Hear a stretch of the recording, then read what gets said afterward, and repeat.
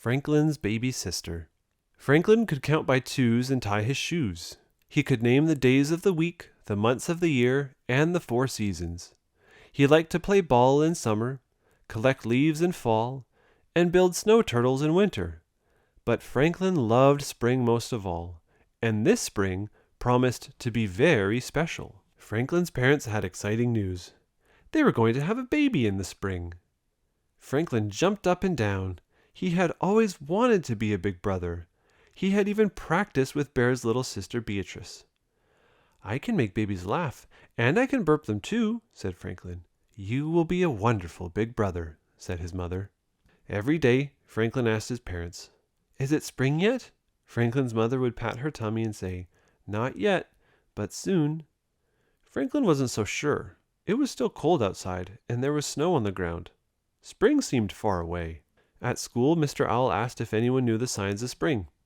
"The earth wakes up after a long sleep," said Badger.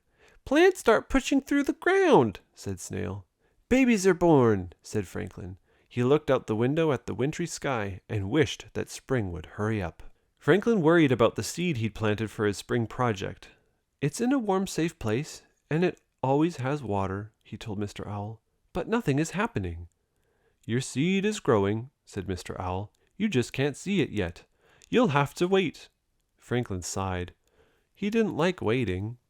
At home, Franklin helped his parents get ready for the baby. "It sure is taking a long time for this baby to get here," said Franklin. Franklin's mother gave him a hug. "The baby is due in spring, and spring is just around the corner," she said. "It is?" said Franklin, brightening. Franklin went for a walk. He looked around every corner and called, "Hello, Spring! Are you there?" But there was no answer. Franklin banged on pots and clanged on pans. He rang bells and clashed cymbals. Even with all the noise, the earth didn't wake up. Franklin looked in his garden. None of the plants had pushed through the ground. There was no sign of spring anywhere. And that was a problem because the baby was supposed to arrive in the spring. Franklin felt very sad. If spring didn't come, he would never be a big brother. Franklin moped around the yard. His father came out to see what was wrong. "I don't think spring will ever come," said Franklin. "Don't worry," said his father. "April showers bring May flowers." Franklin got excited. He knew that April and May meant spring, and they were having a shower that weekend. His mother had said so. On Saturday, Franklin put on his rain gear and got his umbrella. "I'm ready for the shower," he said. "We're not having that kind of shower," laughed his mother. "It's a baby shower." Franklin looked confused. His father smiled.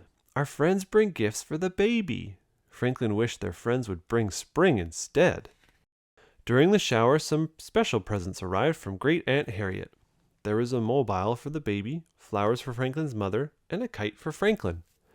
Franklin's mother sniffed the blossoms and said, "It looks like Aunt Harriet sent us spring." "Whoopee!" said Franklin. "The baby will be born soon." The next day at school, Franklin announced that spring had sprung. "You're right," agreed Mr. Owl. "Look!" Franklin's plant had pushed its way into the light. It was little and green and absolutely wonderful. When Franklin got home, his granny was there. "Congratulations, Franklin," she said. "You are a big brother.